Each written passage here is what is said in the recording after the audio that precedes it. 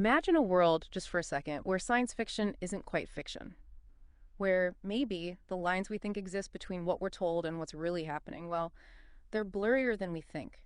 Governments possibly holding on to tech, truths far beyond what we see in public. Today, we're going deep.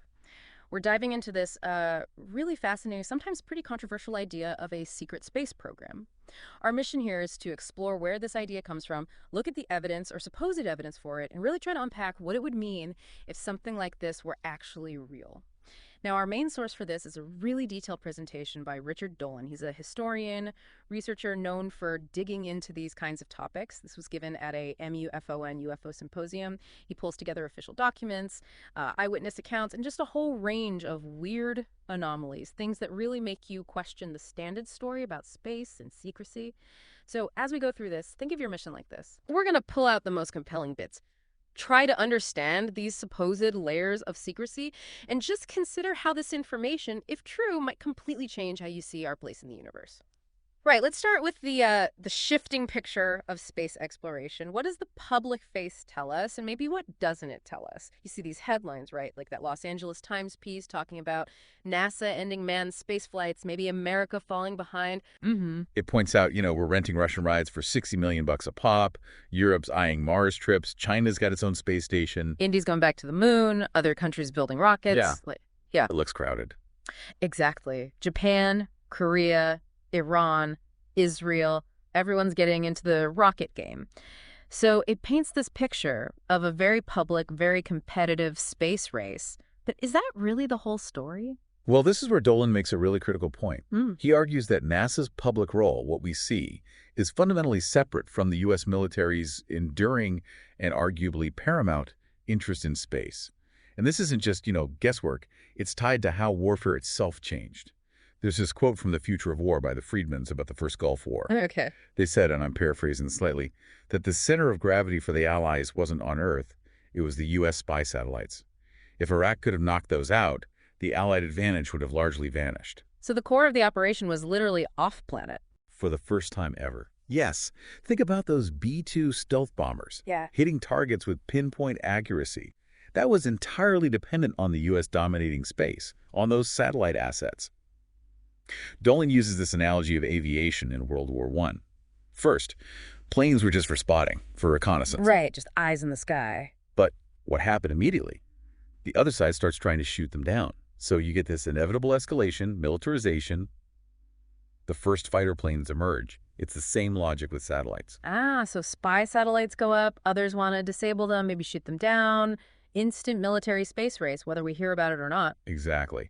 He argues that this idea of de-weaponizing space is about as realistic as stopping aircraft development back in WWI once it started. It just wasn't going to happen. So the takeaway is the U.S. military wouldn't just, give up control of space as a military domain, no matter what NASA's public budget looks like or what headlines say. Precisely. And he even suggests NASA might have become, in a way, obsolete or maybe even a hindrance to other, more secret developments. A hindrance? How so? Well, think about Project Blue Book. That was the Air Force's public effort on UFOs back in the 50s, 60s. Yeah, the official investigation. Right. But it was largely PR. It got shut down in '69 because it became, frankly, inconvenient. But did military UFO reporting stop? No way. It just continued through the normal chain of command unseen. Okay, I see the parallel. So Dolan posits maybe NASA being public became a source of leaks, unintentional leaks, even through their own mission footage showing weird things. Maybe it just became easier to run things elsewhere, more quietly. And we know there are other players, Air Force Space Command, Navy interests. Absolutely. And we have a proven track record of massive secret organizations. The National Reconnaissance Office, the NRO. It built and flew spy satellites for 30 years before its existence was even admitted. 30 years in total secrecy. And the NSA, of course. The point is, extreme secrecy in the national security world isn't speculation, it's historical fact. It has a long proven history, as Dolan puts it.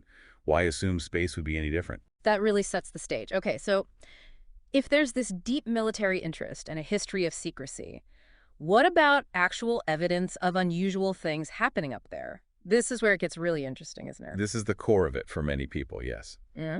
Dolan himself says his focus is often on military documents because they prove, beyond a doubt, the military's deep interest in UFOs. Yeah. Jets chasing things they couldn't catch, objects outperforming anything known. He mentions an article, 12 documents proving U.S. government interest for people who are skeptical. Yeah, he puts that out there as a starting point. But beyond documents, the visual anomalies are compelling. The logic is simple. If weird stuff is happening in orbit or beyond, you'd probably want to investigate it quietly, right?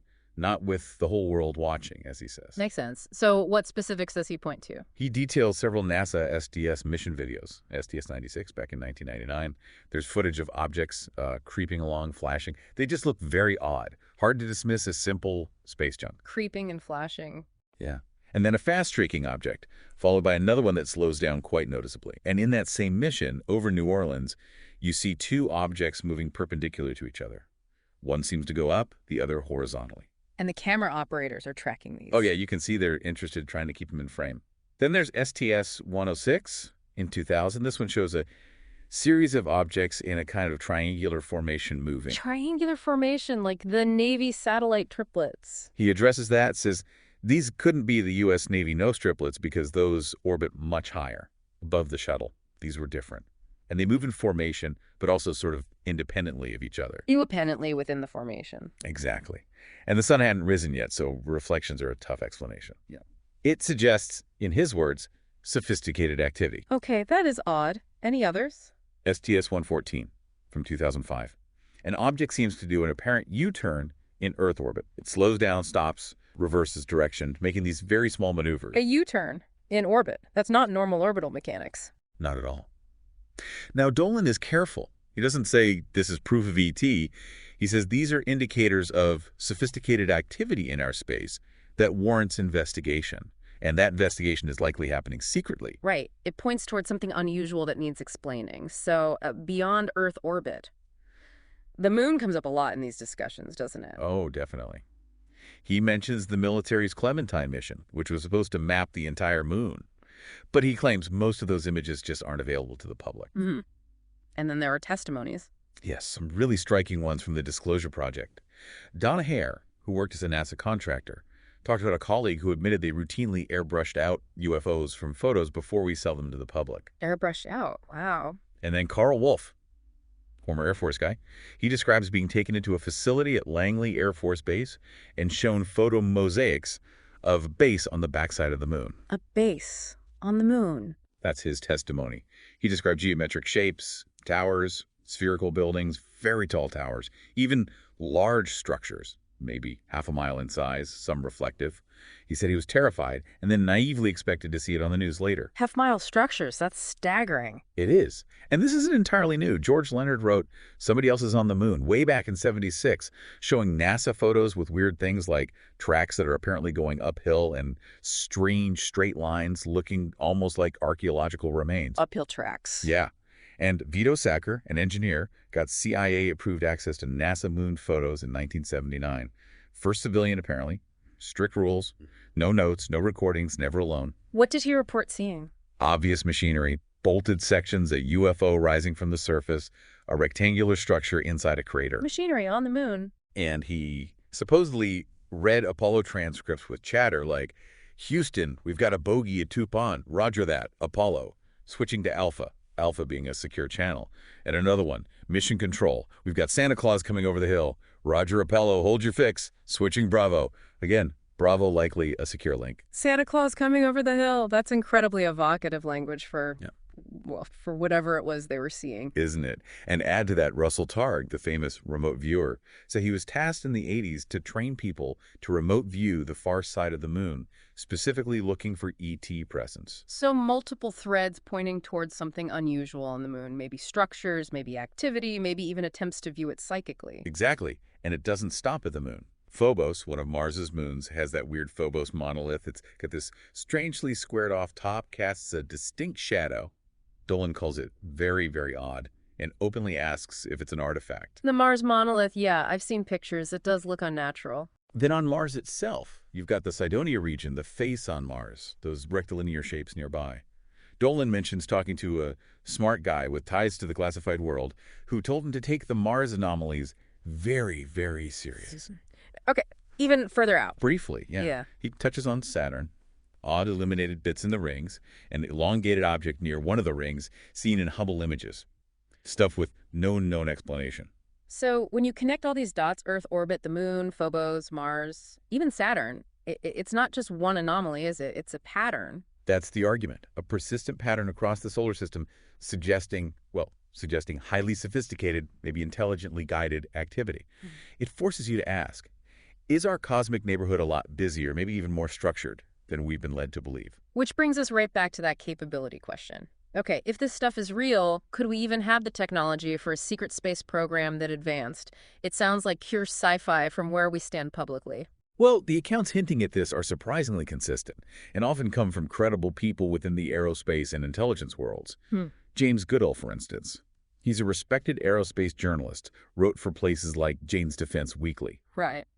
Back in the mid-'80s, he was digging into Groom Lake, Area 51.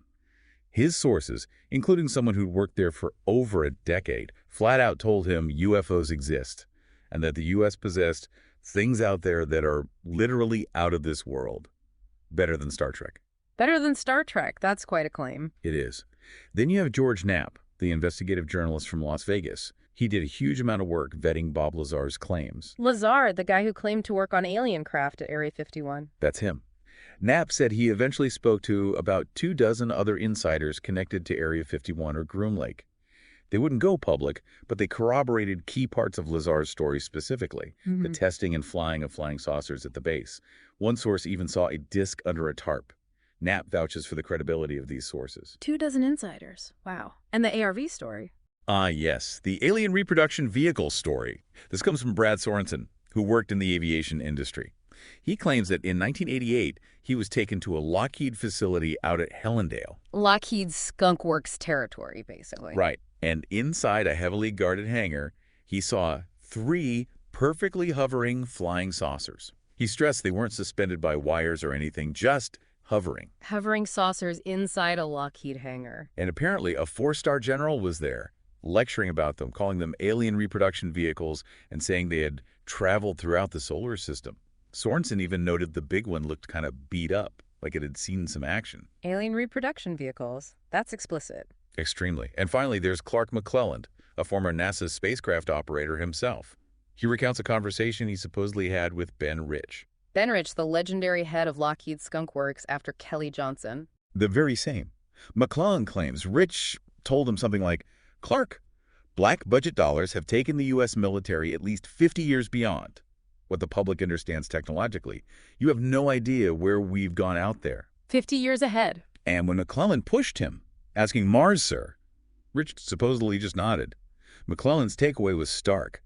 Are there monuments on the moon, Mars, etc.? Bet on it. So, put it all together, journalists, sources, insiders, alleged first-hand sightings at secure facilities, comments attributed to the head of Skunk Works. It paints a picture, doesn't it? It paints a picture of a potential technological reality that's drastically different from the public one. Like Dolan's analogy.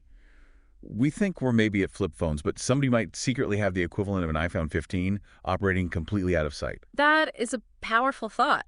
Okay, so if this capability exists, how on earth is it kept secret? And funded? The sheer scale seems impossible to hide. It does seem impossible. Not so possible. Dolan uses the analogy of a secrecy iceberg. Yeah. What we see, the declassified documents, that's just the tiny tip. He cites Trevor Paglen's book, Blank Spots on the Map, which estimated that at least half of all U.S. government documents are classified in some way. Think about that. More than half of your government's history is officially secret. More than half. And even the UFO documents we do see, like the Twining memo from 47 or the FBI memo from 49 or the CIA's Chadwell memo from 52, they were mostly secret or confidential, relatively low levels. Top secret stuff rarely gets out and is usually blacked out heavily when it does. So there are deeper levels we just don't glimpse. Much deeper. Below top secret, you get into special access programs, SAPs. Many of these are unacknowledged SAPs, meaning the government officially denies they even exist. Not just secret, but denied. Exactly. Projects operating completely off the books. Then there's secrecy through private contractors. Their information is proprietary, not government classified, so Freedom of Information Act requests don't touch it. And Dolan even throws in the idea of secrecy by these other beings themselves, whoever they might be. That's a whole other layer. What do we know about these SAPs? Bill Sweetman, the aerospace journalist who wrote a lot about Groom Lake, estimated over 10 years ago there were probably at least 150 SAPs. He thought that was a low estimate even then. And likely more now. Probably. He noted they often have little to no oversight, use their own independent classification systems, and are heavily dominated by private contractors, not just military personnel. Crucially, Sweetman said he had no idea how they got all their money. Right, the money. More recently, a Washington Post investigation by Dana Priest and Bill Arkin found that intelligence secrecy is out of control, hugely privatized, and there could be thousands of these SATs now. They call the whole defense and intelligence world immense, unwieldy, and secretive. Nobody really knows how big it is or how effective. Thousands. Okay, so funding. Black budget. That's the conventional answer. Estimates vary. Dolan mentions figures like $32 billion in 2008, $50 billion in 2009 for the black budget. But then he brings up something really startling. Donald Rumsfeld, just before 9/11 actually, testified that the Pentagon couldn't account for. Wait for it. $2.3 trillion in transactions. Originally, the figure was even higher, $2.6 trillion. Trillion with a T. Trillion with a T. At the time, that was something like 8 times the Pentagon's entire official budget. How is that even possible? What was the explanation? The official line was, oh, it's just accounting errors, hundreds of different incompatible systems, that kind of thing. And they later claimed the number was reconciled down to 0. But Dolan expresses deep skepticism, calling it an old game of number playing. So he suspects that maybe some of that missing money wasn't just lost in bad bookkeeping. He floats the idea. Could some of that astronomical sum be funding these deep, black, unacknowledged programs? And maybe the funding isn't even all from tax dollars. Where else would it come from? He points towards darker possibilities, connections to international banking, fraud, narco-trafficking.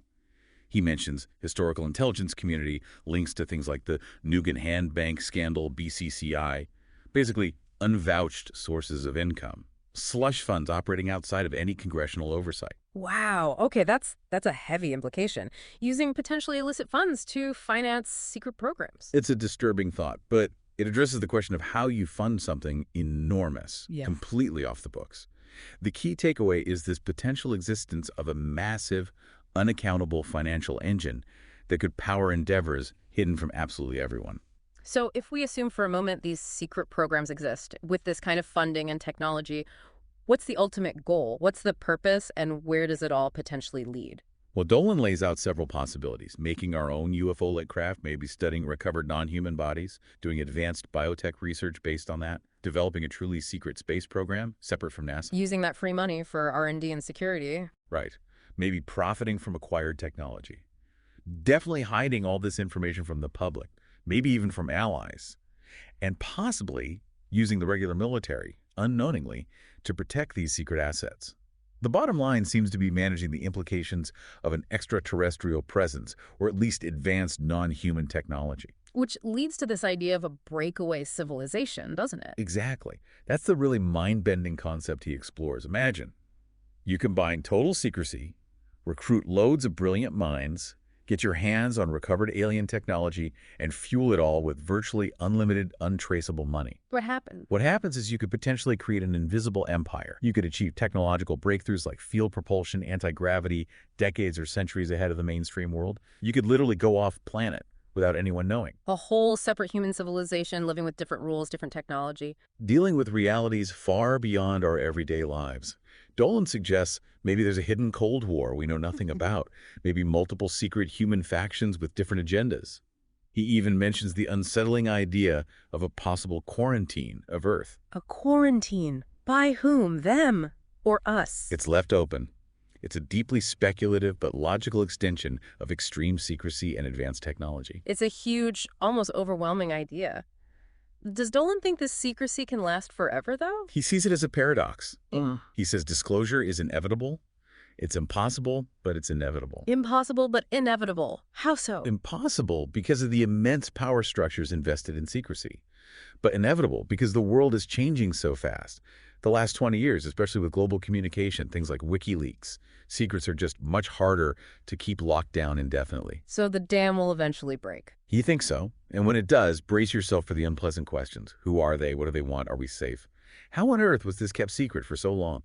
What is the real status of our own technology? Where's the proof for all of this? It would rewrite everything. Fundamentally. He cites the book After Disclosure, which explores the impacts. Energy is key. These craft, presumably, are not running on oil. That threatens the entire global energy industry, the financial system built around it. That transition alone will be incredibly messy. You'd expect massive geopolitical upheaval. Absolutely. Potential for riots, rapid social change. He mentions the Arab Spring as an example of how quickly things can shift and throws out the idea of a million-person march on Area 51. Revolutions can happen fast. The French, the Russian, the fall of the Berlin Wall. And political leaders would be caught in the middle. Completely. Forced to choose between the powerful secret keepers, the Illuminati, the breakaway civilization, whatever you want to call them, who might have even put them in power, and a public demanding truth. Dolan asks, will anyone have the guts to dismantle that black budget world? It's a terrifying scenario in some ways, but also potentially liberating. There's that too. Disclosure would undoubtedly energize our push to explore beyond our world, a new frontier opening up. But there's also the sobering thought, attributed to Stan Friedman, that maybe other beings see us as too scary to let out of the cage, given our history. Our own violence and self-destruction. Yeah. Dolan argues we need the truth to become better, to mature as a species. But there's a final irony he points out. What's that? Even the insiders, the Majestic Group or the breakaway group supposedly managing this, they might not fully know who or what they're dealing with either. So a post-disclosure world might just bring way more questions than answers. So it's not just about us finding out about them, but maybe everyone facing a bigger mystery together. Possibly. He calls it humanity's rendezvous with destiny. Mm-hmm. It could be transformative, liberating, but also profoundly destabilizing. Okay, given this huge, complex picture, what does it mean for how we study UFOs now? For organizations like MUFON, which Dolan was addressing? It highlights the challenge. We live in this age of YouTube and copy-paste, as he puts it. Thousands of videos online, but most have very limited value without real independent investigation. Just blurry lights in the sky don't cut it. Not really. He says the real heroes of UFO research are the field investigators, the people who go out, talk to witnesses, gather data, do the actual legwork. And that's where MUFON comes in. That's MUFON's critical role, yes. Yeah. They have, 3,000 members globally? They try to take a scientific approach, collecting hundreds, maybe 1,000 reports a month. That's a lot of data. It is, and it's their field investigators working on their own time, often their own dime, who try to dot the I's, cross the T's, weed out the garbage cases, and identify and document the genuine ones. Dolan argues they've done the lion's share of the real work in actually investigating sightings systematically. So they provide a crucial filter, a structured approach in a field that can be chaotic. Exactly. Now, Dolan also acknowledged MUFON was facing some controversies at the time of his talk. Things like people leaving, questions about the leadership's transparency, calls for elections. He didn't take sides, but stressed that a healthy MUFON is vital for the future of serious UFO study. Why vital? Because without credible, grounded organizations doing the hard investigative work, the field risks getting lost in speculation or drowned out by noise. He urged MUFON's leadership towards real change and adaptability, warning they could lose their leading role, much like he suggested NASA might have lost its lead in actual space exploration to secret programs.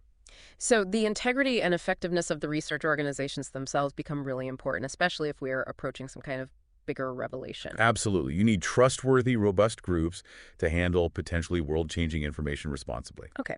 So we've really covered a lot of ground here. We've gone from NASA's public image versus a potential hidden military space agenda through anomalous sightings in orbit on the moon, Mars, and beyond. Looked at testimonies suggesting incredibly advanced secret technologies, things like ARVs. Explored the mechanisms of extreme secrecy, special access programs, black budgets, maybe even missing trillions. And considered the profound implications of a possible breakaway civilization and what eventual disclosure might look like. That's a lot to take in. It really is. So as you listening, go about your day, maybe just pause and consider what else might be operating just out of view, beyond the official stories, beyond what we see on the news. How might understanding that, or even just entertaining the possibility, shift how you view our world, our technology, our place in the cosmos? What could truly be out there just waiting, maybe, to be known?